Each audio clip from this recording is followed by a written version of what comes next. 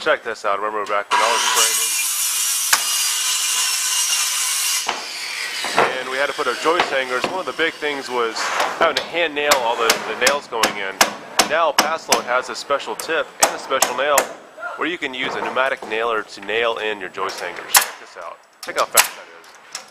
It'll take me at least 2-3 minutes per hanger. These can be done in about 15 seconds.